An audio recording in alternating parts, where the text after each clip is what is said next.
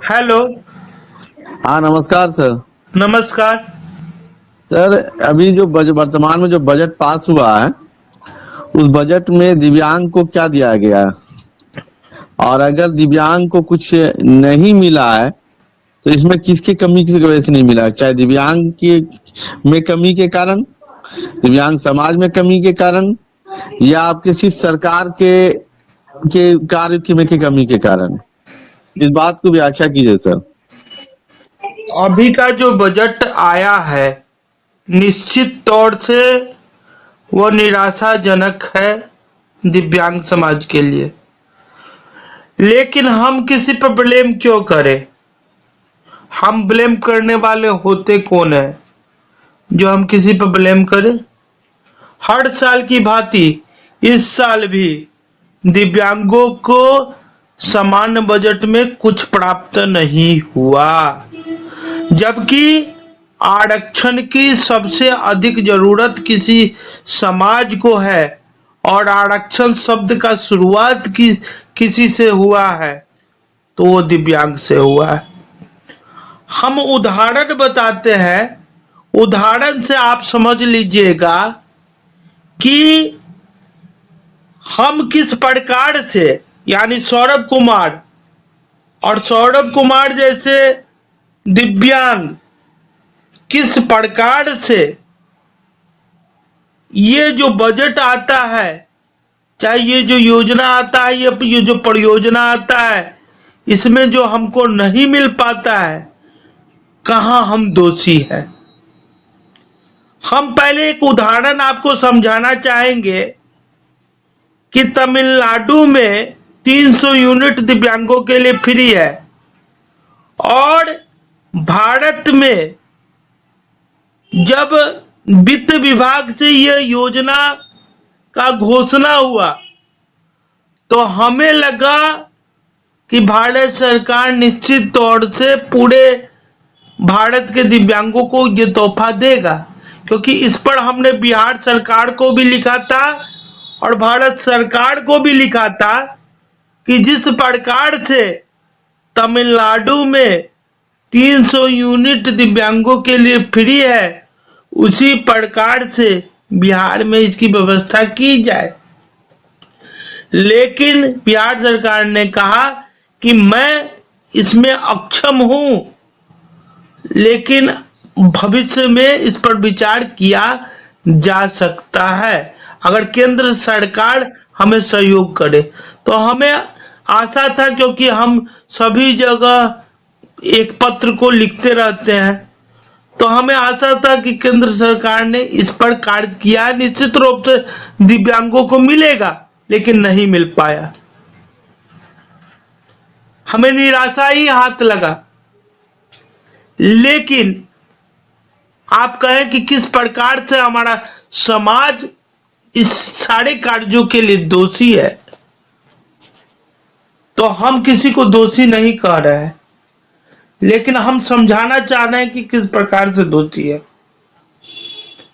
दिव्यांगों को मिलता है 400 रुपया मासिक पेंशन, सालाना मिलता है 5,000 या 4,500 रुपया, 5,000 रुपया। अब वो 4,000 रुपया या 5,000 रुपया जो सालाना मिलता है, वो रुपया को आप एक तरफ रख दीजिए। जब वही दिव्यांग को कोई लोभ दीजिए कि आपको छात्रवृत्ति मिलेगा, ठीक है, आपको क्या मिलेगा, उपकरण मिलेगा, आपको योजना परियोजना मिलेगा, बशर्ते कि आपको 1.5 लाख का आय प्रमाण पत्र देना होगा। वही बंदा लोभ में इतना लिप्त हो जाता है कि वो 1.5 लाख का आय प्रमाण पत्र देके चला आता है।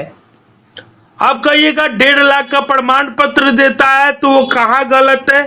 वो तो कहीं गलत नहीं है, आप क्या बोल रहे हैं? तो 1.5 लाख का जब प्रमाण पत्र वो देता है तो उसको तो पता है कि उसका आय का साधन महज वो 400 रुपया है जो उसको मिलता है, तो 400 रुपया है और सरकार को भी पता है उसके बाद उसका कोई आय का साधन नहीं है, तो सरकार अपने बचाव के लिए, क्योंकि अगर न्यूनतम आय से नीचे होगा तो सरकार पर जवाब तलब हो जाएगा कि कैसे एक समाज न्यूनतम आय से नीचे है फिर भी आप उसको गरीबी रेखा में नहीं रख रहे हैं, फिर भी आप उसको किसी योजना परियोजना से नहीं जोड़ रहे हैं, फिर भी आप उसको देख नहीं रहे, तो सरकार ने क्या एक विकल्प लाया कि हम उससे एक एग्रीमेंट करवा लेंगे और एग्रीमेंट पर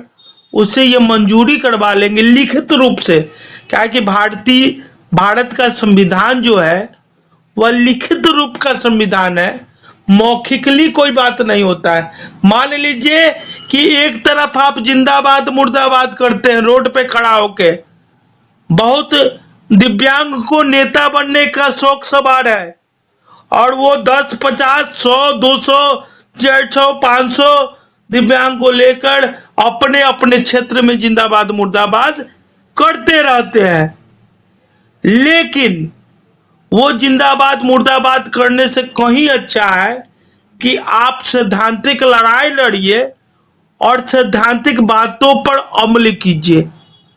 एक तरफ तो आप सालों भर उस मासूम दिव्यांग को लेकर जिंदाबाद मुर्दाबाद करते रहते हैं और करवाते रहते हैं, और एक तरफ अपने ही हाथों से अपने लोभ के लिए प्रत्येक दिव्यांग पर ये बात बोल रहे हैं, वो 1.5 लाख का वो जो आय प्रमाण पत्र है वो दे के चलाता है, उस पर साइन करके चलाता है।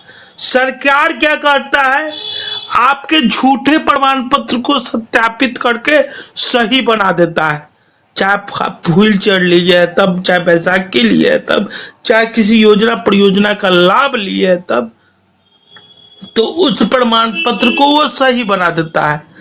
अब 1.5 लाख जब आपकी आय है तो आपका न्यूनतम जो स्केल है वो 11,000 है।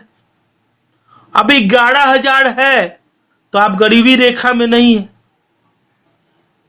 एक तरफ आपको 4,000 रुपया मिल रहा है और एक तरफ आप 11,000 का प्रूफ देके चले आए, तो आपको गरीबी रेखा के नीचे का कोई भी योजना परियोजना कल्याणकारी योजना नहीं मिलेगा।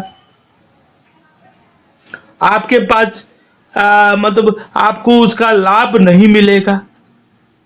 तो ये चीज जो है वो कोई व्यक्ति नहीं करवाता है, दिव्यांग स्वयं करता है। और सरकार कब उस पर ध्यान देगी, जब वो कहेगा कि हमारे पास तो 4,000 रुपया है तो हम आय प्रमाण पत्र क्यों बनाए। आपको नहीं पता है कि सामाजिक सुरक्षा पेंशन से मिलता है, नहीं पता तो जांच कर लीजिए। अगर हमारे पास आय होगा भी तो हमारे बाप दादा का है, वो उस पर उनका अधिकार है, वो चाहे हमको दे चाहे नहीं दे। मेरा पर्सनली आय सिर्फ सामाजिक सुरक्षा पेंशन है, तो कोई दिव्यांग नहीं कहता है कि हमको आय प्रमाण पत्र देने की आवश्यकता नहीं है, चाहे आप दीजिए योजना का लाभ चाहे नहीं दीजिए, आपको स्वयं पता है। आधार कार्ड है, आधार कार्ड से सारा कुछ निकाल लीजिए। किसी दिव्यांग के पास 99% दिव्यांग के पास, बड़ा दुर्भाग्य की बात है कि किसी की योजना में बढ़ोतरी होता है, घटोतरी नहीं होता है, लेकिन हमारा आवास योजना में समय के साथ बढ़ोतरी नहीं घटोतरी हुआ है, निवास प्रमाण पत्र खोजा जाता है। ठीक है, तो अगर निवास साबित करना है कि हम कहाँ के वासी है, तो मेरा दिव्यांग सर्टिफिकेट तो साबित कर रहा है कि हम कहाँ के वासी हैं। ठीक है, हमारा दिव्यांग प्रमाण पत्र तो ये साबित कर रहा है ना कि हम कहाँ के वासी है, हमारा आधार कार्ड साबित कर रहा है, हमारा यूनिक डिसेबिलिटी साबित कर रहा है, फिर भी आप निवास प्रमाण पत्र बना के लाइए। चाहे आप जिंदगी भर किराए पर अपना जीवन काट लीजिए, लेकिन निवास प्रमाण पत्र लाइए। तो आपके पास न्यूनतम आय से ज्यादा संपत्ति है ही, तो आप गरीबी रेखा में नहीं है। आपको निवास है ही, आप ही ना देते हैं, तो आपके पास छत है ही, तो आप गरीबी रेखा में नहीं है। गरीबी रेखा में वो आएगा जिसके ऊपर छत नहीं होगा, भले आपके पास छत हो या न हो। तो ये गलती कौन करता है? ये गलती कहीं न कहीं सरकार को और पदाधिकारी को बचाने के लिए और उसको अपने अधिकार को दिलाने के लिए लोभ में आकर ये दिव्यांग ही करता है ना। और कुछ में कोई योजना मिलता है या नहीं मिलता है तो हाय तौबा मचाता है कि हमको योजना नहीं मिला, हमको परियोजना नहीं मिला, हमको ये चीज नहीं मिला।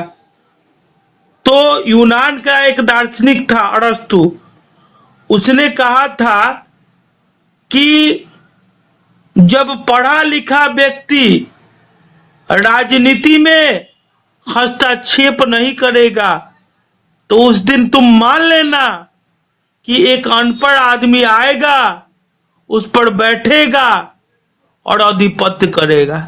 हमको तो इस बात का चिंता हमेशा सताते रहता है कि ये दिव्यांग को कोई कार्य नहीं पढ़ने के अलावा और अध्यापन के अलावा, क्योंकि वही है जो उसको आत्मनिर्भर बनाएगा, समाज की प्रमुख धारा से जोड़ेगा। और फिर भी वो अपने अधिकार को, ये नहीं कहते कि रोड पर जाके तुम जिंदाबाद मुर्दाबाद करो, अपने अधिकार को नहीं जान पाता है। हमारे लिए क्या सही है क्या गलत है वो नहीं समझ पाता है। तो क्या कर रहा है? 21वीं सदी का नारा है नॉलेज इज द पावर।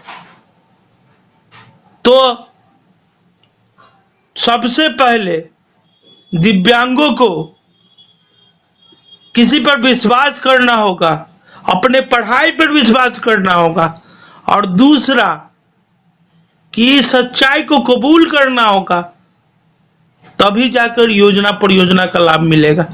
और अपने दो तीन सामान के लिए या 10 योजना को लेने के लिए मुंह से कुछ और बोलेगा, लिखित में काम कुछ और कराएगा, तो योजना का लाभ नहीं मिल पाएगा।